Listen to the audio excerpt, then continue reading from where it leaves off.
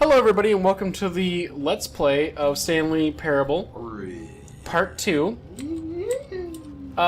We are going to have a little bit of fun now, because if you actually watched Part 1, you got the main storyline. Yep. And now we're going to actually confuse the shit out of Zach, Yeah, who's never played this game, and I actually was just yelling at him about how he almost ruined the last one. Well, it's just like, It's like, I don't know what you're doing. It's done. It's clearly done. it's done. Well, no, this game is far from done. So we're gonna actually play this game how it was really meant to be played, which was to, if you noticed a little bit of the last game, or if you noticed the main storyline of the game was supposed to be going against what everyone's telling you to do. Yeah. And the whole point of it is that there's someone who's been telling you what's been going on and what you've been doing this whole time that you're actually supposed to go against. Who is the narrator. Zach guessed it early, and I didn't expect it, but here we go.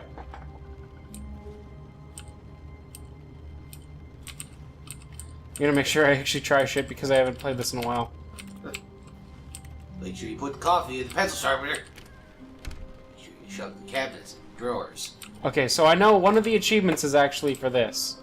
All of his co-workers were gone. What could it mean? Stanley decided to go to the meeting room. Perhaps he had simply missed a memo. We're just gonna... Actually, we're gonna skip achievements. We're just gonna follow him and do the first thing that comes to our mind. Oh.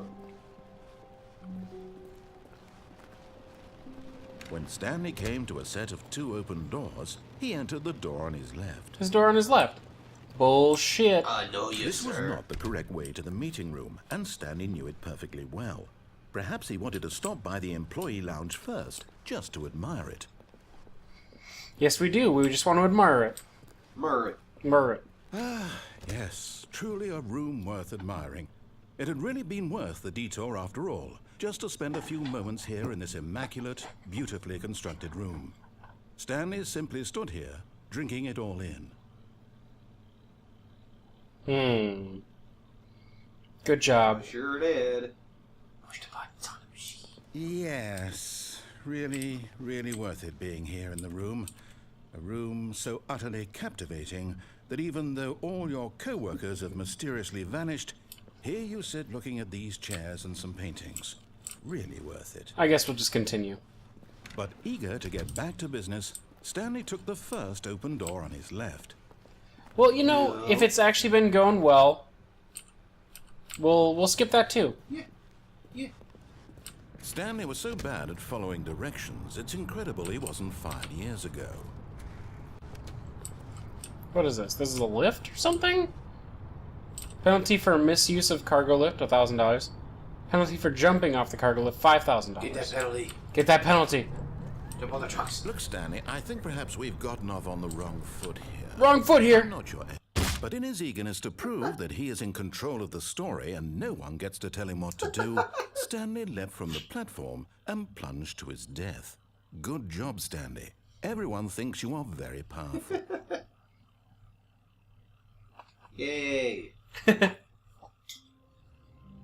Well, okay. Well, that was one of the endings for the game. There you go. Let's continue. What could it mean? I apologize. Stanley decided to go to the everyone meeting at room. home. Perhaps he had simply missed a memo. Someone at PAX got me sick. It was PAX itself that got you sick. No, it was that one guy on the escalator with the hair. You know who you are. When Stanley came to a set of 2 open doors, he entered the door on his left. This was not the correct way to the meeting room, and Stanley knew it perfectly well. Perhaps he wanted Does to he stop really by know the who he employee is? lounge first, just to admire it. Yes. Wow. Yes. James Franco. This room. What a beautiful room. What a gorgeous, gorgeous room. Thank good, but eager to get back to business, Stanley took the first open I hate door cutting on him his off left. because it's actually really fun what he says. Yeah. This is a kind of... Stanley was so Poorly. bad at following directions, it's incredible he wasn't fired years ago. It has a little bit of a Portal feel. It was actually a mod for Half-Life 1. Okay. Look, Stanley, I think perhaps we've gotten off on the wrong foot here.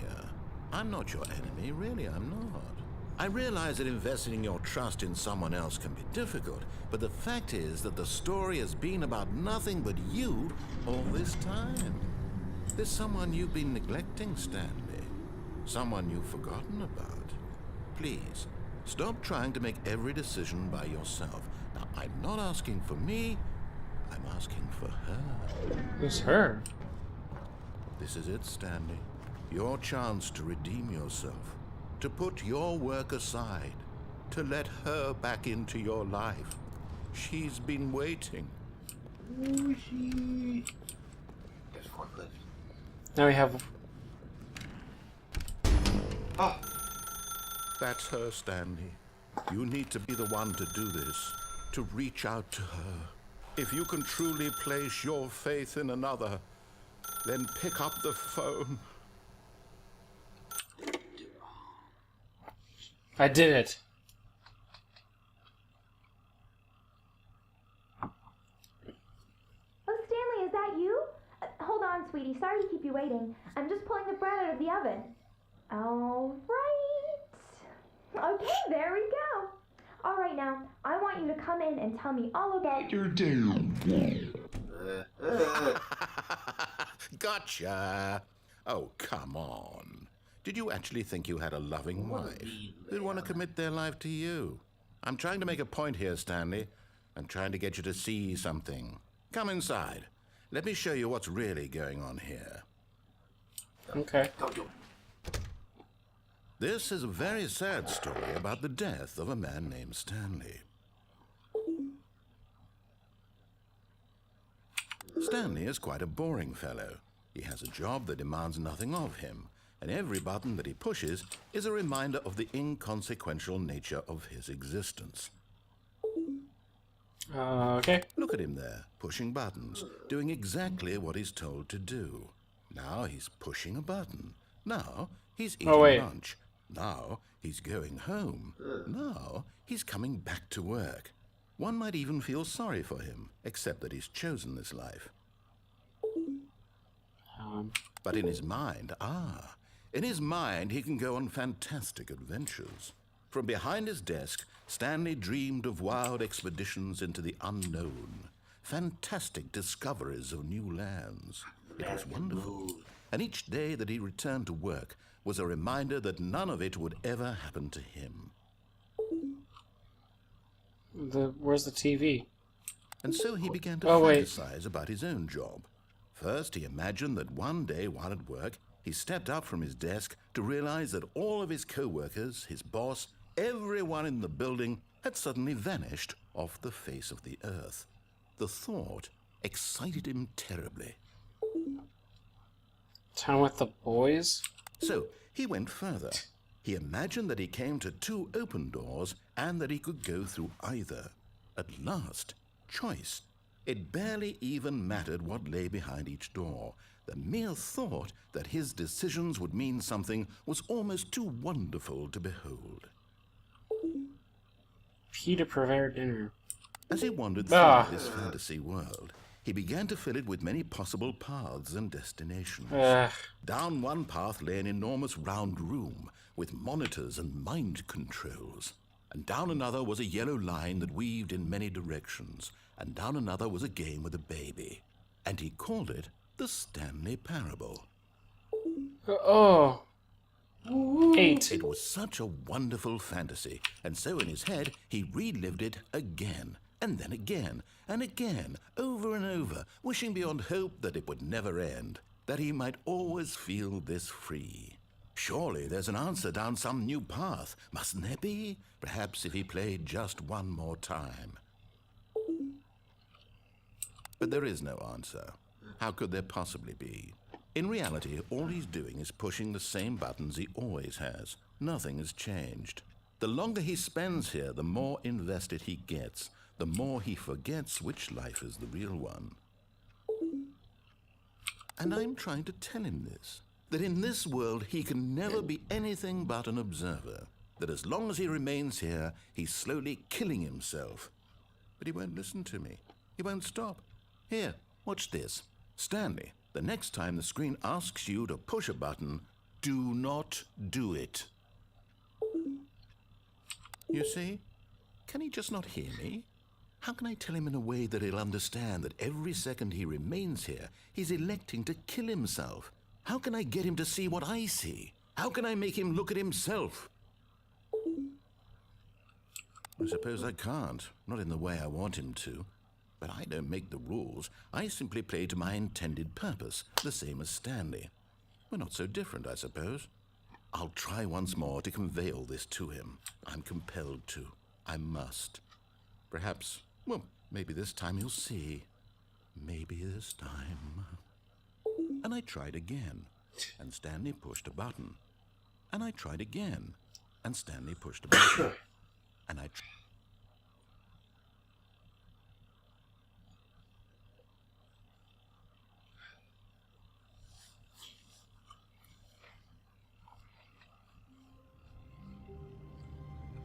Alright, everybody, that was one of the Let's Plays for, wait, what is this?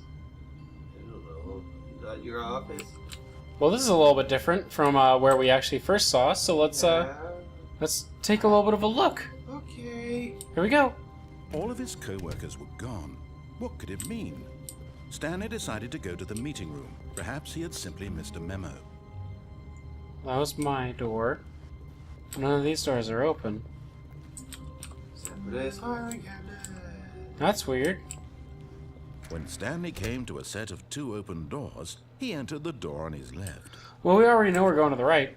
This was not the correct way to the meeting room, and Stanley knew it perfectly well. Perhaps he wanted to stop by the employee lounge first, just to admire it. You know what? Actually, before we go into the employee lounge, let's call it here. Okay. This is the end of the next episode. Oh. We'll see you guys all on the next time for Pretentious Attention. Yeah. Bye. Why? I just have to go to the bathroom.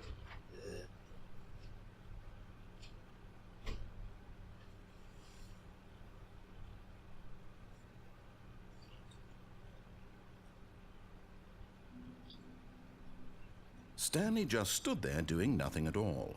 He seems to think I have nothing better to do with my time than to sit around and describe every fascinating little detail of his inability to do anything. This is why Stanley and I are on such good terms.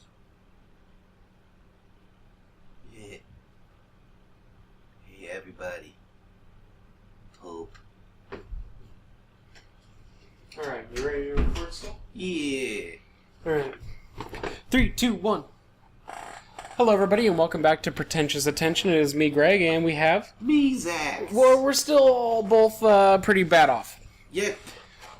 So now we left off, and we made a weird choice to go talk to my wife, who wasn't really my wife, and then we had like an existential crisis, didn't we? Yeah. I think I could have done that better. I think I'm going to try that. I'm going to try it and do it a little bit better this The time. lounge was All right. sublime, a work of art.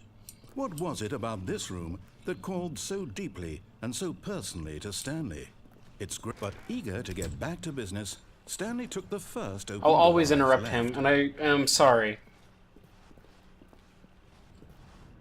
Stanley was so bad at following directions, it's incredible he wasn't fired years ago. Look, Stanley, I think perhaps we've gotten off on the wrong foot here. I'm not your enemy, really, I'm not. I realize that investing your trust in someone else can be difficult, but the fact is that the story has been about nothing but you all this time. There's someone you've been neglecting, Stanley. Someone you've forgotten about. Please, stop trying to make every decision by yourself. Now, I'm not asking for me, I'm asking for her. Narrator does a really good job in this, by the way. This is it, Stanley. Your chance to redeem yourself. To put your work aside. To let her back into your life. She's been waiting. That's her, Stanley. You need to be the one to do this. To reach out to her. If you Yes, can we truly are. place your faith in another. Oh, no, you can't. Did you just unplug the phone? No, that wasn't supposed to be a choice. How did you do that? You actually chose incorrectly? I didn't even know that was possible. Let me double check. No, it it's definitely here, clear as day. Stanley picks up the phone. He's taken to his apartment where he finds his wife, and the two pledge themselves to one another. Music comes in, fade to white, roll credits. Not picking up the phone is actually somehow an incorrect course of action. How is that even possible? None of these decisions were supposed to mean anything. I don't understand. How on earth are you making meaningful choices? What did you... Wait a second. Did I just see... No, that's not possible. I can't believe it. How had I not noticed it sooner? You're not Stanley. You're a real person.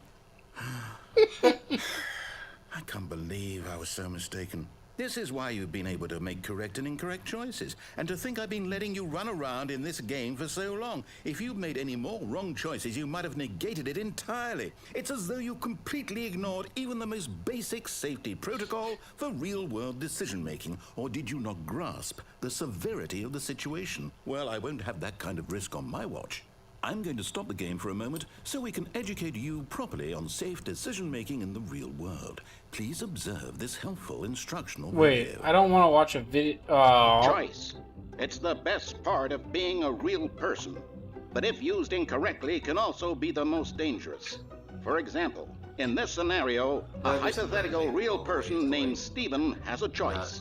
He could spend years helping improve the quality of life for citizens of impoverished third world nations. Or he could systematically set fire to every orphan living in a 30-kilometer radius of his house. Which choice would you make? Remember that unlike here, the real world makes sense, and at no time should you make a choice that does not conform to rational logic. If you find yourself speaking with a person who does not make sense, in all likelihood, that person is not real. Allow the person to finish their thought, then provide an excuse why you cannot continue talking. Turn to a partner and practice saying, "My goodness, is it 4:30? I'm supposed to be having a back, sack, and crack." Practice.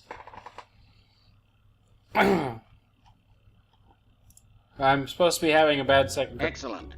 Making choices on a regular basis is the best part to a healthy decision-making process. Most medical professionals recommend making at least 8 choices per day. Do you make more than 8? Less?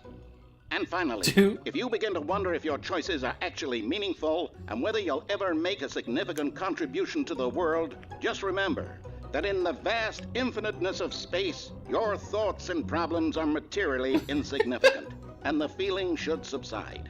At this time, your instructor will guide you in an exercise to test and reinforce the material covered in this video. Okay, so what should we do, Zach, to reinforce? Wait. Welcome back. You may have noticed that this room has begun to deteriorate as a result of narrative contradiction. But not to worry. Now that you're properly informed on good decision-making, we're going to revisit a choice you made just a few minutes ago and see what the correct thing to do would have been. This way, please. Oh, he opened the door for me. Yeah. I can't pick up the phone. Okay. Door closes. This one opens.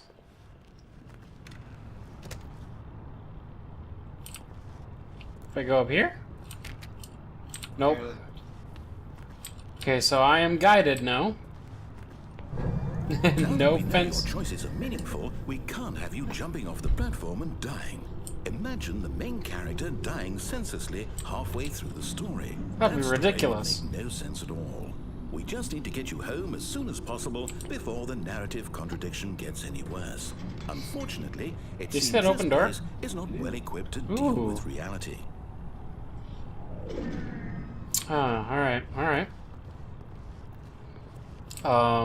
This door? Nope.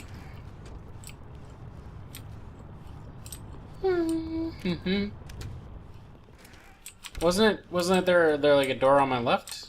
Something like that. Yeah, yeah. Okay, okay. Well, we'll get there. Almost there. You'll take the door on the left, back to the correct ending, the story will have resolution once again, and you'll be home free in the real world. Alright, alright. Now remember, all you need to do is behave exactly as Stanley would.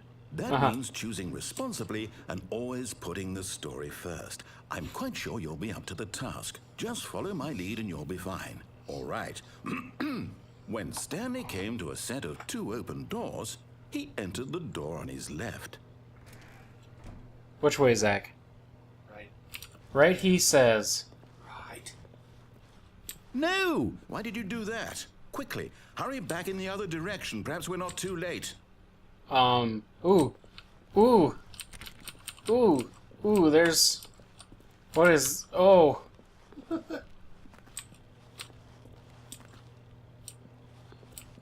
Maybe if I just go through the door again. I don't know. No, no, okay, we made our choice. We've... Like, right was bad. It made bad things. Okay.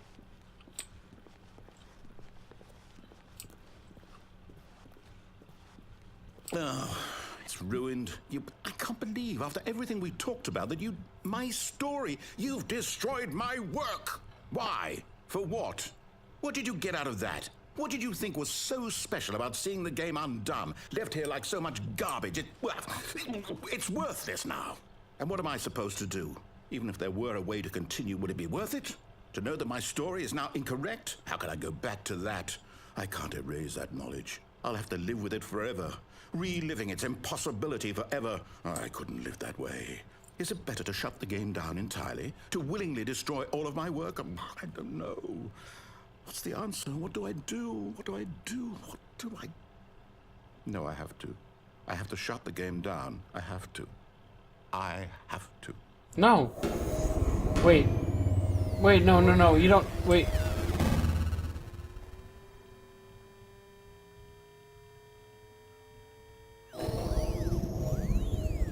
Well, that didn't work at all. Oh, I'm here. I'm still here. Here in this pile of rubbish. With you. You. Who thought you were so clever. Now look where we are. My entire game is destroyed. It was the only thing in the world that was mine, and you've run it into the ground. What, did you think that would be funny? You just had to see? Didn't I impress upon you how important it was to be like Stanley? He actually knows how to do what I tell him to. He understands that if I say to do something, there's a damn good reason for it. That thought hadn't even occurred to you, had it? That there's a world outside of you? You're a child. Oh, my story. If you'd just gone through the door on the left, you would have seen it. There was a whole underground facility. You would have destroyed it and been victorious. It would have been so perfect. I worked so hard on it. I tried so hard. Oh. Behave exactly as Stanley would. That means choosing responsibly and always putting the story first. I'm quite sure you'll be up to the task. Just follow my lead and you'll be fine. All right.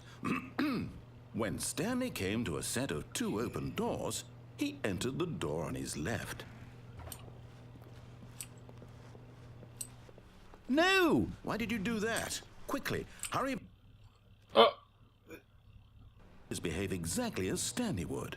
That means choosing responsibly and always putting the story first. I'm quite sure you'll be up to the task. Just follow my lead and you'll be fine. All right.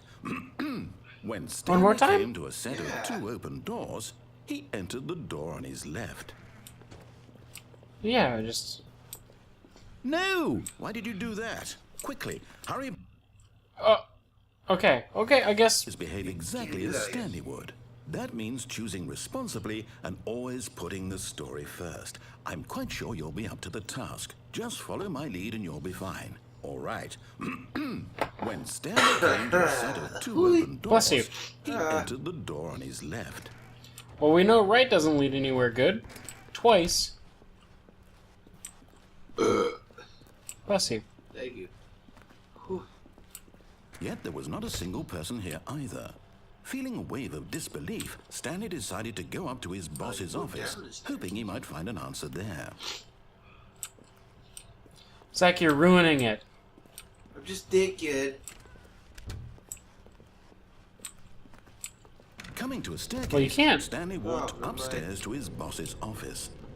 Well, you idiot, you can't go downstairs. Oh, I guess I'm wrong. You goobug. Let's try this.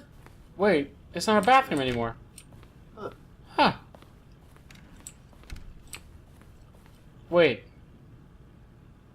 Did I miss a turn, or...?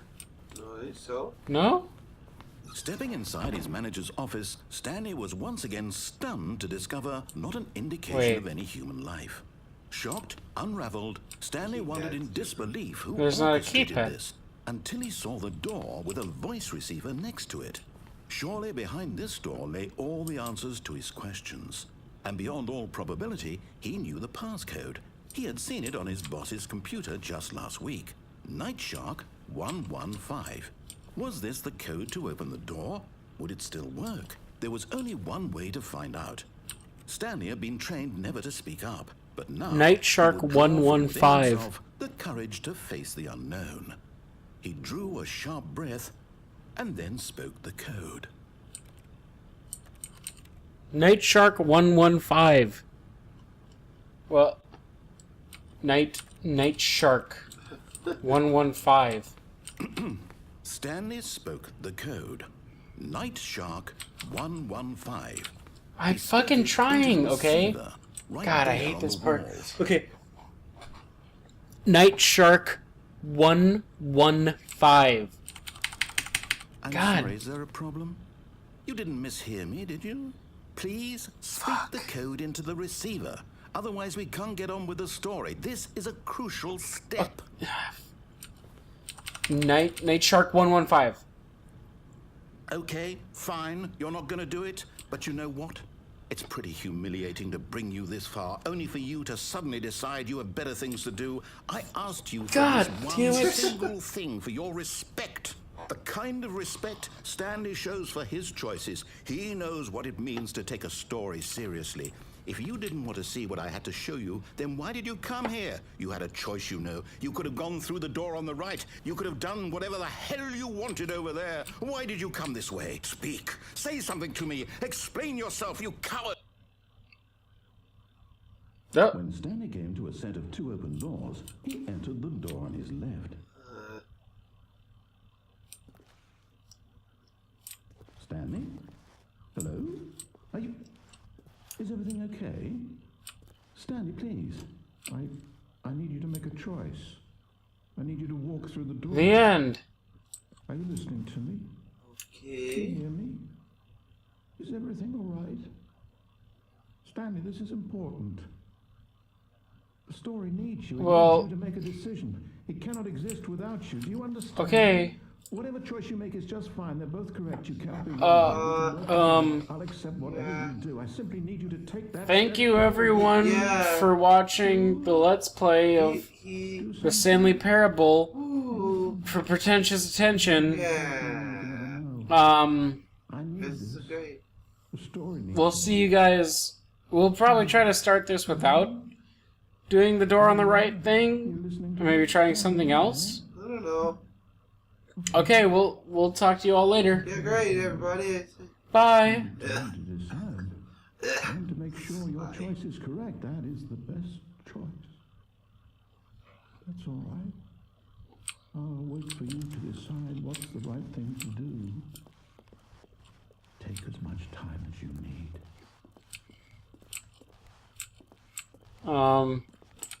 Zach? Yeah. Ah!